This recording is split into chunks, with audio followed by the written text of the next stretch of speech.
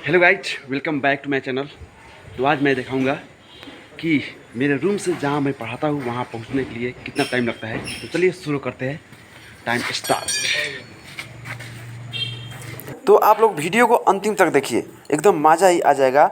एकदम लुक ऐसा है जो देखकर आप लोग का मन जो है एकदम शांत हो जाएगा, शांति मिलेगा। ठीक है, एकदम अच्छा जगह आएगा और एकदम 9:30 का लुक है, एकदम शांति लुक है, एकदम मस्त है। आप लोग देखिएगा अंतिम तक।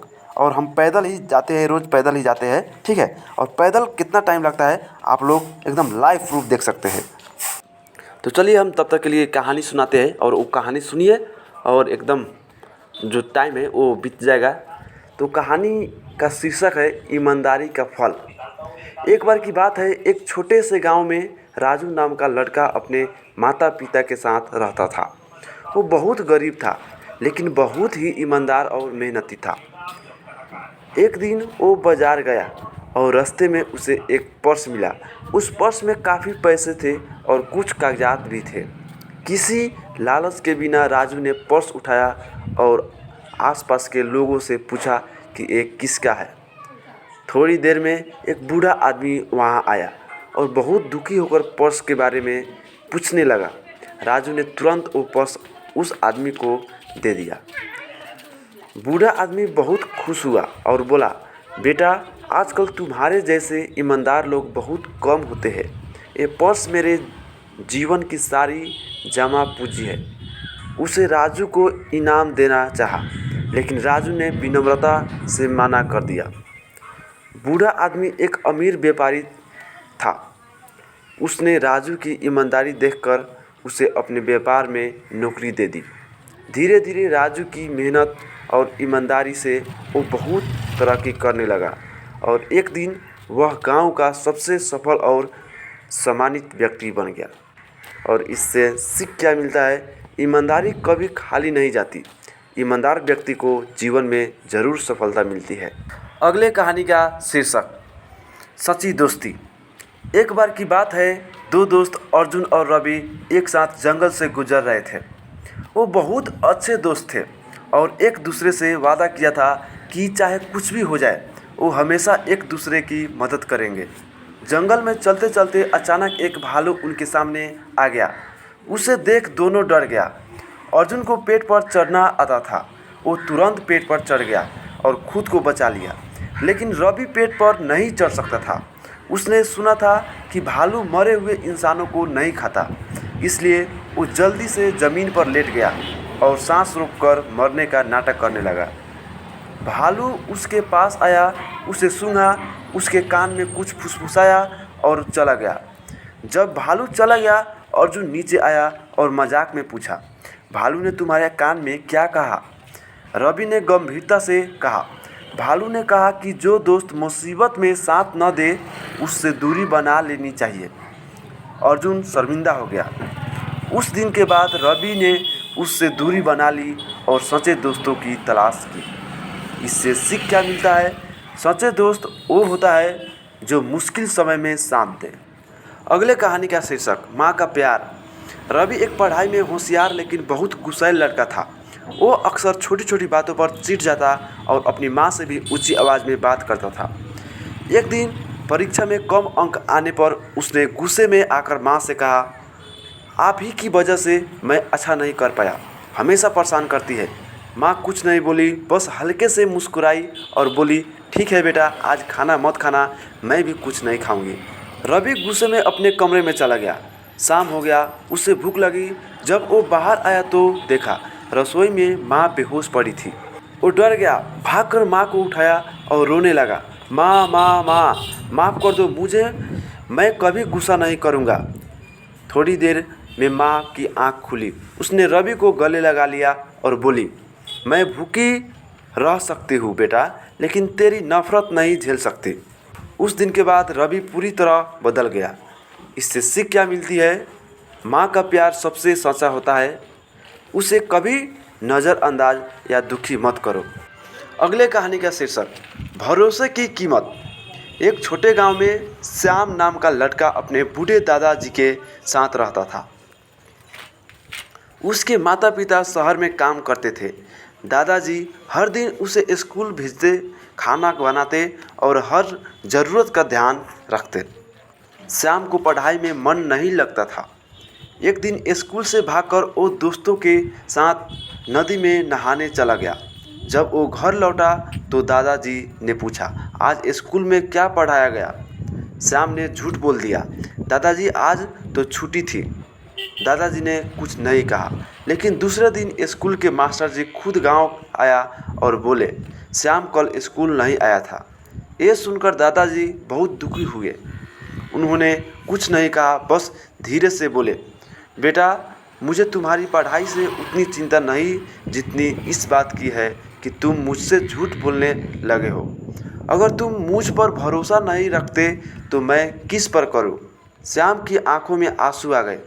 उसने दादाजी के पैर पकड़ लिया और बोला, दादाजी मैं अब कभी झूठ नहीं बोलूँगा। उस दिन के बाद श्याम ने पूरी लगन से पढ़ाई की और आगे चलकर एक बड़ा अधिकारी बन गया। इससे सीख क्या मिलती है? भरोसे की कीमत सबसे बड़ी होती है। एक बार खो जाए तो दोबारा पाना मुश्किल हो जाता है। अगला कहानी का शीर्षक, गुरु का असली शिष्य। बहुत समय पहले की बात है। एक गुरु जी के दो शिष्य थे, राम और शिव। दोनों ही बहुत बुद्धिमान थे, परंतु दोनों की सोच अलग थी। गुरु जी ने एक दिन दोनों को एक एक कबूतर दिखाकर कहा, इन्हें ऐसी जगह ले जाकर मारो जहाँ कोई तुम्हें देख न रहा हो। शिव जल्दी लौट आया और बोला, गुरुजी मैंने जंगल में जाकर कबूतर को मार दिया, वहाँ कोई नहीं था।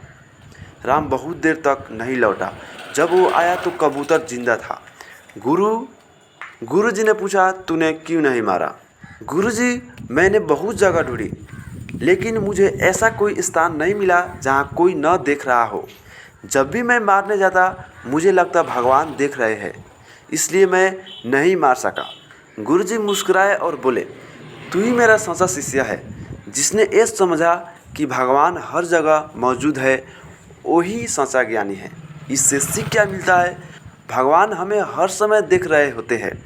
सही काम करने के लिए छुपने की ज़रूरत नहीं, बल्कि डर से नहीं, समझ से सही रास्ता चुनो। अगला कहानी का शीर्षक, सोने का अंडा। एक गांव में एक गरीब किसान रहता था। उसके पास एक बतख थी जो हर दिन एक सोने का अंडा देती थी। किसान बहुत खुश था। हर दिन वो अंडा बाजार में बेचता और उससे अपनी ज़रूरतें पूरी करता। लेकिन धीरे धीरे उसके मन में लालच आ गया। उसने सोचा, अगर ये बतख रोज़ एक अंडा दे सकती है तो इसके पेट में ज़रूर बहुत सारे सोने के अंडे होंगे। क्यों न इसे काटकर सारे अंडे एक साथ निकाल लूँ। उसने बिना कुछ सोचे समझे बतख को मार दिया, लेकिन जब उसने पेट चीर कर देखा तो उसमें एक भी अंडा नहीं था। अब न तो बतख बची, न ही सोने के अंडा। किसान पछताया, लेकिन अब कुछ नहीं हो सकता था। इससे सीख क्या मिलता है? लालच का फल हमेशा बुरा होता है। संतोषी बनो, तभी सुखी रहोगे। अगला कहानी का शीर्षक, राजा और चतुर मंत्री। बहुत समय पहले की बात है। एक राज्य में एक घमंडी राजा राज करता था। वो समझता था कि वो सबसे बुद्धिमान है और उसके मंत्री कुछ नहीं जानते।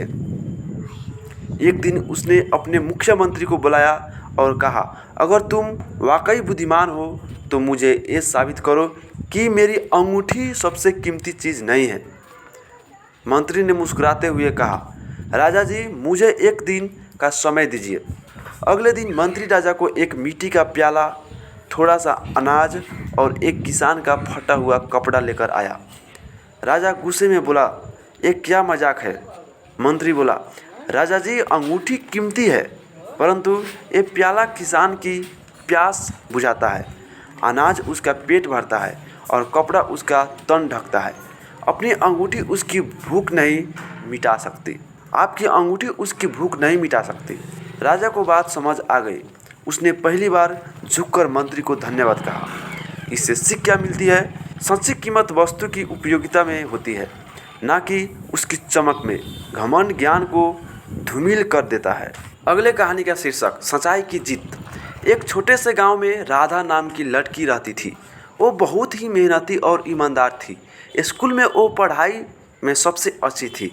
लेकिन एक दिन परीक्षा में किसी ने उसकी कॉपी चोरी कर ली। गांव में अफवाह फैल गई कि राधा ने नकल की है। बहुत से लोग उस पर शक करने लगे। राधा ने कहा, मैं सच बोलती हूँ, मैं कभी भी नकल नहीं करती। उसने अपने गांव वालों को दिखाया कि कैसे मेहनत से उसने सब कुछ सीखा है। धीरे धीरे लोग उसकी बात मानने लगा। अंत में गांव के मुखिया ने कहा, सच्चाई हमेशा विजय होती है। राधा, तुम सच में एक मिसाल हो। इससे सीख क्या मिलता है? सच्चाई और मेहनत से बड़ा कोई हथियार नहीं होता है। अगर अभी तक आप लोग वीडियो को लाइक नहीं किए तो प्लीज़ लाइक कर दीजिए और सब्सक्राइब भी कर दीजिए। दोस्तों थोड़ा देर और उसके बाद हम बोर्डिंग में पहुंच जाएंगे, ठीक है। थोड़ा देर और वेट कीजिए। और टाइम भी आप लोग देख सकते हैं, लगभग 11 मिनट हो चुका है। हम फास्ट ही चल रहे हैं, ठीक है। और इतना ही फास्ट चलते हैं रोज़ के रोज़, ठीक है। तो चलिए थोड़ा ही देर में नगरपालिका के पास पुगेंगे, आप लोग देखिएगा, ठीक है। और नगरपालिका के जस्ट साइड में जो मैं पढ़ाता हूँ वो मनकामना बोर्डिंग स्कूल कलैया का बोर्डिंग है, ठीक है। कलैया में स्थित है, कलैया 5 में स्थित है। और एकदम आप लोग देख सकते हैं नज़ारा एकदम बहुत अच्छा था। और लगभग 9:30 बजे का, लगभग 10 बजने ही वाला था अब, ठीक है। और आप लोग यहाँ तक वीडियो देखकर साथ दिया उसके लिए एकदम दिल से धन्यवाद देना चाहता हूँ। और आप लोग चैनल पर नए हैं तो सबसे पहले चैनल को सब्सक्राइब कीजिए और शेयर भी कर दीजिए, ठीक है। और एक बात और हम कहना चाहता हूँ कि जो मेरा वीडियो है एकदम चुटकुला फ़नी शायरी 2 वीडियो है, वो अभी जाकर देखिए। अभी नहीं जाइए, पहले ये जो वीडियो है वो देखिए कि कैसा स्कूल है और कैसा लुक है स्कूल का। थोड़ा ही देर में देखेंगे, ठीक है। थोड़ा ही देर में हम दिखा देंगे, थोड़ा देर और, लगभग 1-2 मिनट और उसके बाद हम बोर्डिंग में पहुंच जाएंगे। तो थोड़ा ही देर वेट कीजिए, थोड़ा ही देर बस। और आप लोग अभी तक लाइक नहीं किए हैं तो प्लीज़ लाइक कीजिए और एक प्यारा सा कमेंट भी कर दीजिए, ठीक है।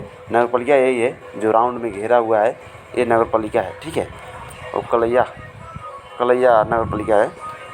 हम रोज़ लगभग इतना ही टाइम लगता है, एकदम फास्ट ही चलता हूँ। अब इसमें तो उतना नहीं दिख रहा है वीडियो में कि हम फास्ट चल रहा हूँ कि स्लो चल रहा हूँ, पर फास्ट ही चल रहा हूँ, ठीक है। अब आप लोग देख सकते हैं वीडियो का कैमरा भी एकदम हल रहा था क्योंकि थोड़ा शर्म भी आ रहे थे हमें रिकॉर्ड करने में, इसलिए हम कैमरा को नीचे रखे थे और हाथ में रखे थे और चल रहे थे, ठीक है, किसी को पता ना चले इसलिए।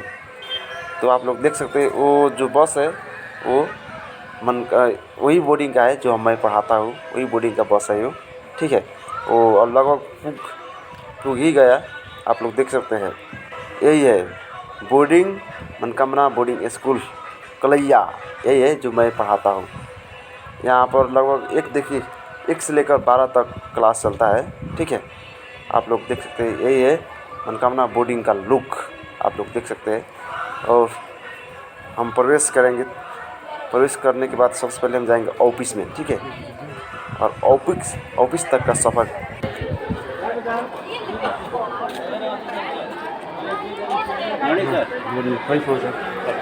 आप लोग देख सकते हैं। ये बोर्डिंग का लुक एकदम मस्त था। और ऑफिस में थोड़ा ही देर में हम जाएंगे, ये है ऑफिस। और ऑफिस में जाने के बाद हम अटेंडेंस दिया। तो दोस्तों कैसा लगा मेरा छोटा सा सफ़र? अगर अच्छा लगा हो तो कमेंट में ज़रूर बताइए। और आज के लिए इतने, फिर से मिलेंगे अगले ब्लॉग में, तब तक के लिए बाय, बस नमस्कार, धन्यवाद।